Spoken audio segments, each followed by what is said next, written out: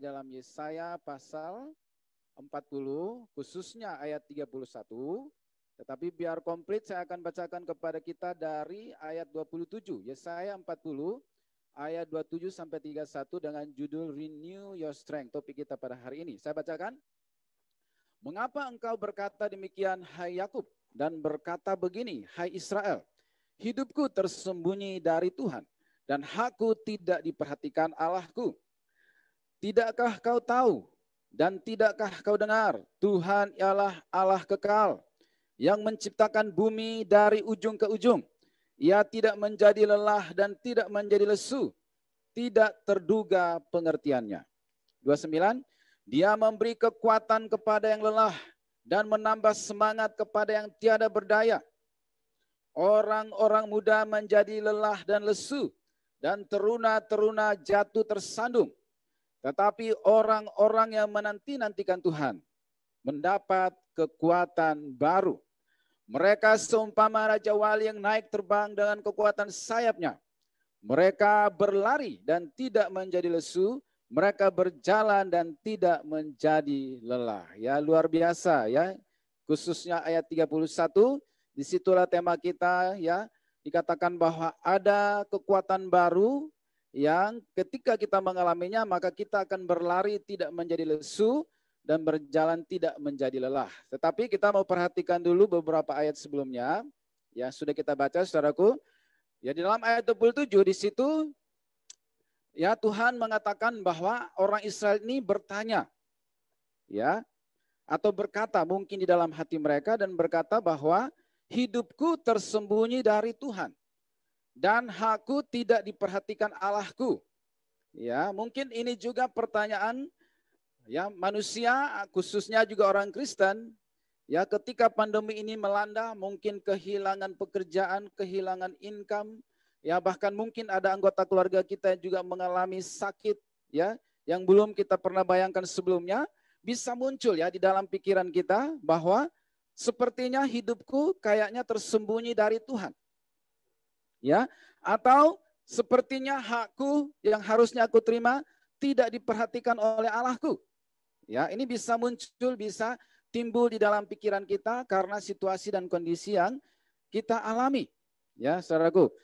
Seperti tadi saya katakan, ada mungkin yang harus reschedule agenda-agendanya, bahkan ada yang harus cancel total agenda-agendanya. Ya, sehingga muncul pertanyaan, hidupku kayaknya tersembunyi, hakku kayaknya tidak diperhatikan oleh Tuhan. Ya, lalu 28. Firman Tuhan katakan, tidakkah kau tahu dan tidakkah kau dengar? Tuhan ialah Allah kekal yang menciptakan bumi dari ujung ke ujung. Ia tidak menjadi lelah dan tidak menjadi lesu dan tidak terduga pengertiannya. Ya, artinya apa? Sesungguhnya Tuhan tidak seperti yang kita duga atau kita bayangkan bahwa saat kita mengalami suatu situasi yang buruk, lalu sepertinya hidup kita tersembunyi dari Tuhan. Tidak seperti itu. Itu adalah pandangan yang salah, itu adalah imajinasi yang salah, itu adalah prasangka yang salah tentang Tuhan, bahwa saat kita mengalami suatu situasi yang buruk secara pribadi maupun secara dunia, seperti pandemi ini, itu bukan berarti hidup kita tersembunyi dari Tuhan gara-gara pandemi ini. Bukan karena Tuhan sibuk mengurus pandemi di mana-mana lalu lupa mengurus hidup kita. Ya, bukan karena Tuhan sibuk mengurus pandemi di negara lain lalu lupa kita yang di Pontianak atau Singkawang dan kota yang lain. Tidak, saudaraku. Tuhan katakan bahwa Dia yang menciptakan bumi dari ujung ke ujung. Tidak ada satu hal pun yang boleh terjadi di planet bumi ini tanpa seizin Tuhan. Tanpa sepengetahuan Tuhan dan tanpa agenda Tuhan yang besar.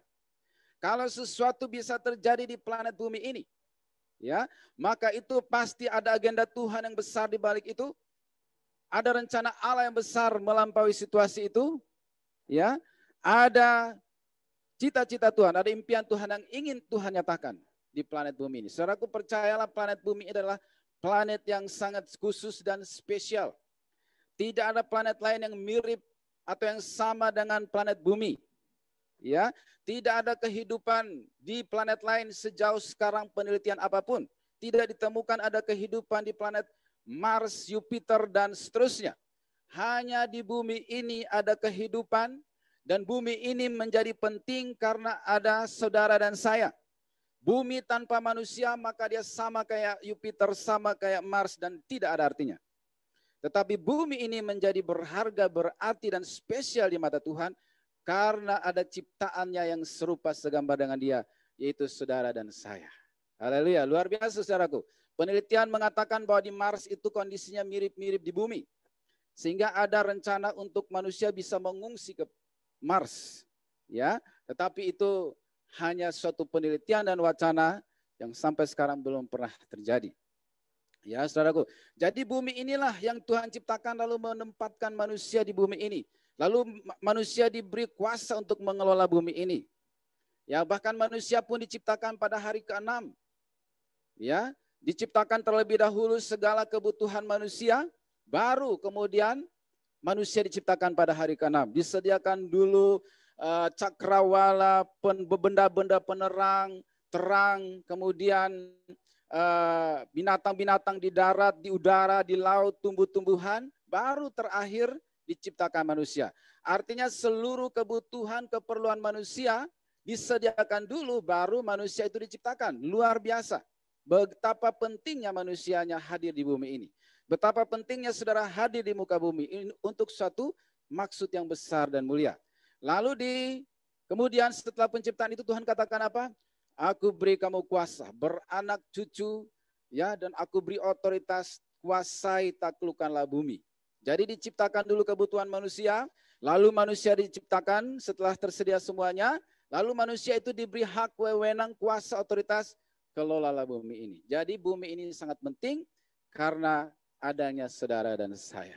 Dan tidak ada sesuatu yang boleh terjadi di bumi, planet bumi yang spesial ini, tanpa sepengetahuan Tuhan, tanpa seizin Tuhan, tanpa ada rencana agenda yang besar di balik semua yang terjadi. Katakan amin. Ya, supaya kita tidak menjadi kecewa dan patah semangat dan berkata seperti ayat 27, seolah-olah hidup kita tersembunyi dari Tuhan.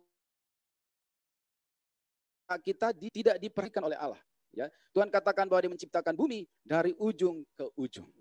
Dialah pencipta alam semesta dan alam semesta dunia ini menjadi penting karena saudara dan saya. Bayangkan kalau bumi tanpa manusia, hanya ada hewan-hewan, ya, tidak ada artinya.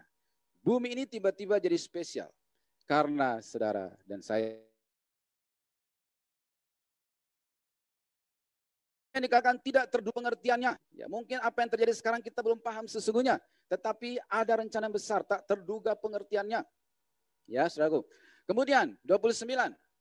Selain menciptakan bumi, ya, dan tidak menjadi lelah dan lesu, ayat 29, firman Tuhan katakan bahwa Tuhan memberi kekuatan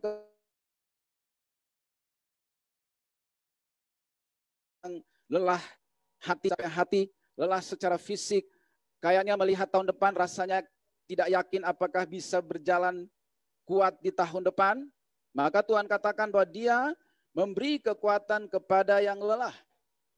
Ya, Dia menambah semangat kepada yang tiada berdaya, yang merasa tidak berdaya untuk menghadapi tahun depan. Tuhan katakan bahwa Dia memberi kekuatan dan menambah semangat kepada yang lagi lemah, lagi lesu, lagi loyo, lagi hopeless, lagi pesimis, lagi tawar hati. Memberi, ya, semangat yang baru dan memberi kekuatan yang baru. Ayat 30. Bahkan dikatakan orang-orang muda yang identik dengan kuat pun pada masa-masa ini banyak yang menjadi lelah dan lesu. Dan teruna-teruna, remaja-remaja juga jatuh tersandung. Tetapi ada kabar baik di ayat 31. Yaitu mereka yang bisa bertahan melalui masa-masa sulit. Yaitu orang-orang yang menanti-nantikan Tuhan. Haleluya, ya. Saudaraku, beberapa hari yang lalu saya pergi mengambil rapot daripada anak saya yang kedua, saudaraku, dan waktu sampai di sekolah, ya, diumumkan bahwa tahun depan, ya, belajar masih online, masih dari daring, dari rumah masing-masing. Artinya apa? Sudah kebayang tahun depan berarti kurang lebih sama kayak tahun ini. Ya, sudah kebayang bahwa tahun depan kita masih akan menghadapi situasi yang sama, mirip kurang lebih dengan situasi hari ini. Ya, anak-anak masih belajar di rumah, mungkin ada yang kerja dari rumah, masih ada banyak ya pembatasan kerumunan. Ya, sepertinya di tahun depan situasinya masih akan sama. Sudah kebayang, saya membayangkannya dari pengumuman itu, saudaraku. Ya, maka apa yang harus kita lakukan? Ya, kita harus berarti kalau bebannya masih sama, problemnya masih sama, kita yang harus membaharui kekuatan kita karena udah tahu bahwa tahun depan itu situasinya kurang lebih sama. Jadi kita yang harus mempersiapkan diri, ya, menambah kekuatan kita, membaharui kekuatan kita supaya kita bisa menghadapi tahun depan, menaklukkannya, saudaraku, dan berkemenangan di tahun yang akan datang. Dan Tuhan katakan bahwa rahasia supaya mendapatkan renew your strength itu, supaya mendapatkan kekuatan baru adalah dengan menanti-nantikan Tuhan. Ya, kata lain daripada menanti adalah menunggu. Kadang-kadang menunggu itu adalah satu hal yang membosankan kalau kita menunggu sambil pasif. Ya, udah janji misalnya jam 3, ya jam 2 sudah siap-siap, setengah 3 sudah siap-siap, jam 3 belum muncul. Maka itu adalah hal yang membosankan kalau menunggunya itu pasif. Ya, maka akan menjadi hal yang membosankan. Tetapi di sini dikatakan bahwa orang-orang yang menanti-nantikan Tuhan akan mendapat kekuatan baru. Ini berarti bukan menunggu yang membosankan karena kita pasif. Ya, yang dimaksud dengan menanti-nantikan Tuhan di sini adalah menunggu dengan aktif. Ya, menunggu di dalam doa, menunggu sambil berdoa. Menunggu rencana Tuhan dinyatakan sambil berdoa, itu namanya menanti-nanti. Jadi aktif bukan pasif. Bukan duduk melamun nunggu dia sambil lihat jam tangan gitu ya. Itulah yang membosankan. Tapi kalau menunggunya, menantikan janji Tuhan sambil berdoa, maka itulah kekuatan baru akan saudara peroleh. Itulah renew your strength. Ya, nunggu sambil berdoa. Apalagi? Ya, menunggu sambil mendeklarasikan janji-janji Tuhan. Arahkan pandangan kita kepada firman Tuhan. Karena kalau kita arahkan pandangan kita kepada problem dan masalah, kita akan pesimis. Kita akan menjadi lelah, letih, lesu, seperti yang digambarkan di ayat-ayat sebelumnya. Tetapi kalau kita menanti-nanti dengan aktif, yaitu sambil berdoa, dan sambil membaca firman Tuhan, mendapatkan janji-janji Tuhan, dan mulai kita deklarasikan, mulai kita perkatakan, maka kekuatan kita akan bangkit. Ya, kekuatan kita akan naik, sehingga kita diumpamakan akan menjadi seperti Raja Wali. Ya, Raja Wali yang terbang tinggi. Ya, melintasi gunung-gunung, melintasi badai. Saudara, kalau kita naik pesawat, lalu waktu mau mendarat itu hujan misalnya di Pontianak, maka posisi pesawat itu ada di atas awan. Jadi ada awan mendung yang tebal, pesawatnya itu di atas. Nah, kira-kira begitu. Kalau kita menantikan dengan berdoa, mendeklarasikan firman, maka posisi rohani kita tuh ada di atas problem. Ada di atas mendung itu, kayak pesawat yang ada di atas mendung itu. Ya, kita tidak di bawah pengaruh mendung hujan karena posisi pesawat ini ada di atas itu.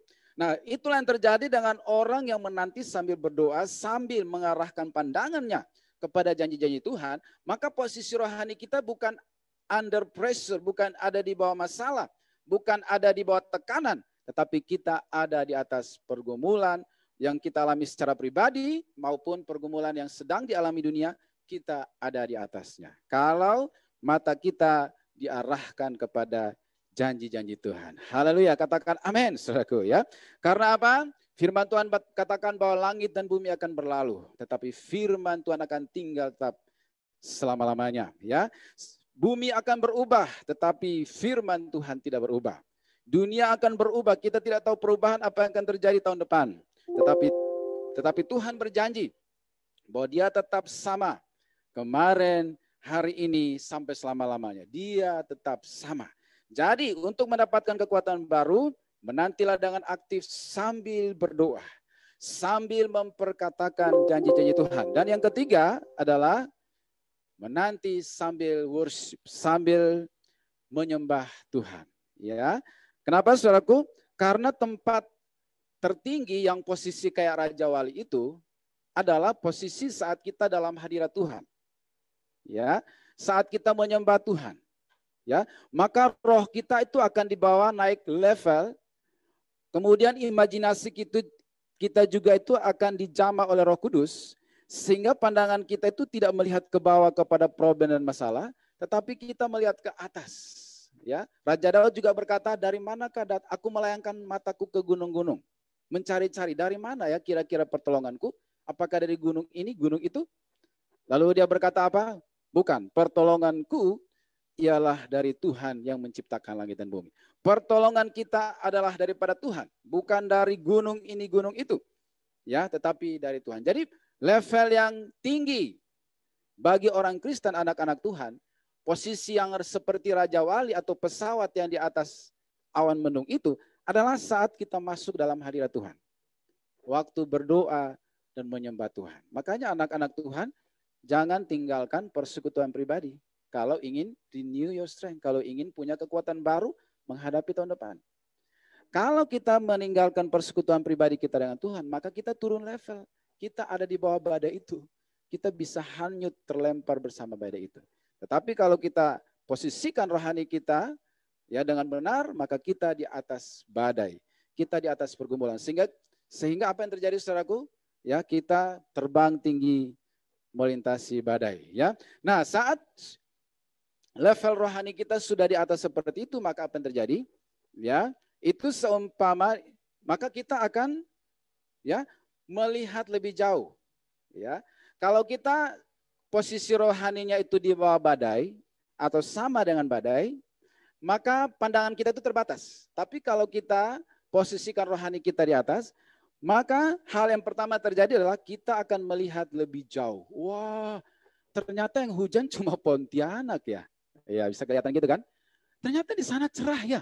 Jadi bisa melihat lebih jauh. Oh, di sini gelap. Hujan lokal, di sana rupanya terang. Jadi waktu di atas level seperti itu, kita bisa melihat lebih jauh. Jadi nggak terbatas pada problem yang sedang kita hadapi. Apalagi yang terjadi, kita akan melihat lebih luas. Ya, kalau kita di ruang ini kan hanya 4 dinding. Tapi kalau lagi di atas bisa lebih luas. Bisa melihat ke timur, ke barat, utara, selatan tanpa batas. Karena posisi kita lagi di atas levelnya. Ya, lalu apa lagi? Bisa melihat lebih banyak. Oh, ternyata masih banyak peluang di sana. Oh, ternyata masih banyak kesempatan di sana. Oh, masih ada harapan di sana. Oh, masih ada kesempatan di sini. Jadi bisa melihat lebih banyak kalau level rohani kita ada di atas dan bukan di bawah. Kemudian apalagi? Bisa melihat lebih jelas. Bisa melihat lebih jelas apa yang mau dilakukan tahun depan. Karena kita masuk dalam hadirat Tuhan, level rohani kita di atas, sehingga kita bisa melihat jelas. Menembus pandemi, kita melihat ada setitik cahaya terang di sana. Untuk pelayanan kita, untuk pekerjaan kita, untuk keluarga, untuk masa depan, ternyata pandangan kita menembus kabut itu. Dan kita melihat ada harapan. Bisa melihat jelas kalau posisi kita di atas. Tapi kalau kita posisinya di bawah, ya, maka kita hanya melihat badai. Kadang-kadang iblis itu mencoba menarik pandangan kita untuk selalu melihat ke bawah. Bumi ini selalu disebut dengan di bawah. Ya, iblis dilemparkan ke bawah. Jadi posisi bumi ini di bawah. Surga itu selalu digambarkan di atas, ya. Dikatakan iblis dilemparkan ke bawah, ya. Nah, saudaraku. Nah, kemudian firman Tuhan katakan bahwa apa? Karena itu pikirkanlah perkara-perkara yang di atas. Jangan hanya yang di bumi ini. Semua yang manis, semua yang sedap didengar, pikirkanlah semuanya itu. Ya, carilah perkara-perkara di atas, bukan di bumi. Jadi, kalau kita mau mengatasi pergumulan persoalan, maka level rohani kita harus melihat dari sorga, melihat dari firman, melihat dari posisi Tuhan. Melihat dari posisi salib. Salib itu di Golgota, di bukit tinggi. Nah, dari bukit tinggi itu terpancar keselamatan, anugerah, harapan, dan pengampunan dosa. Ya, jadi sekali lagi jangan biarkan level rohani kita ada di bawah, pastikan di atas dengan cara nantikan Tuhan. Maka kita akan dapat kekuatan baru, kita akan seumpama Raja Wali. Seumpama kita lagi main drone ya, pernah lihat drone ya? Drone tuh bisa dikontrol dari bawah, dia bisa terbang, bisa ngambil gambar lebih banyak, video lebih luas gitu ya. Kalau drone itu terbangnya tinggi, ya. Nah orang lagi berdoa tuh kira-kira kayak gitu, kayak spiritnya itu dibawa kayak drone itu, naik ke atas sehingga dia bisa melihat lebih jauh, lebih banyak, ya lebih luas dan lebih jelas. Bisa dapat gambar-gambar yang kalau di bawah tuh susah didapat gitu. Bisa dapat view-view yang kalau kita lagi di bawah tuh nggak bisa terambil. Tetapi kalau di atas bisa dapat view-view yang lebih indah dari kalau posisi kita ada di bawah. Maka apa yang terjadi saudaraku? Maka kita akan berlari memasuki tahun depan dan tidak menjadi lesu. Kita akan berjalan menghadapi tahun depan dan tidak menjadi lelah. Jadi nantikanlah Tuhan. Ya, menanti dengan aktif. Menanti sambil berdoa. Menanti sambil mencari janji Tuhan di dalam Alkitab. Di dalam Alkitab itu ada banyak mutiara-mutiara janji Tuhan. Temukan mutiara-mutiara itu, ya. Ambillah menjadi milikmu supaya engkau diperkaya di dalam kerohanianmu, di dalam kehidupan karakter kita, iman kita, supaya kita berlari dan tidak menjadi lesu, berjalan dan tidak menjadi lelah. Haleluya, amin, saudaraku. Amin. Maka kekuatan kita akan jadi tahun depan udah kebayang ya, saudaraku. Kita kemungkinan besar 80%, 90% masih akan menghadapi kondisi yang sama. Jadi yang perlu dibaharui adalah kekuatan kita. Mungkin kita nggak bisa ubah situasi di luar, tetapi kekuatan kita yang harus diperbarui. Kalau kita menjalani satu perjalanan yang panjang, bawa beban yang sama, ya, kadang-kadang di tengah jalan kita lelah, bukan karena bebannya bertambah, tapi karena jalannya panjang. Maka yang harus diperbuat adalah mampir dulu, minum dulu, makan dulu, istirahat dulu, dapat kekuatan baru, maju lagi, ya, seperti itu. Jadi harus ada waktu kita masuk dalam hadirat Tuhan, memperbaharui kekuatan kita, supaya lari kita semakin kencang dan tidak menjadi lesu, jalan kita bisa lebih jauh dan kita tidak menjadi lelah.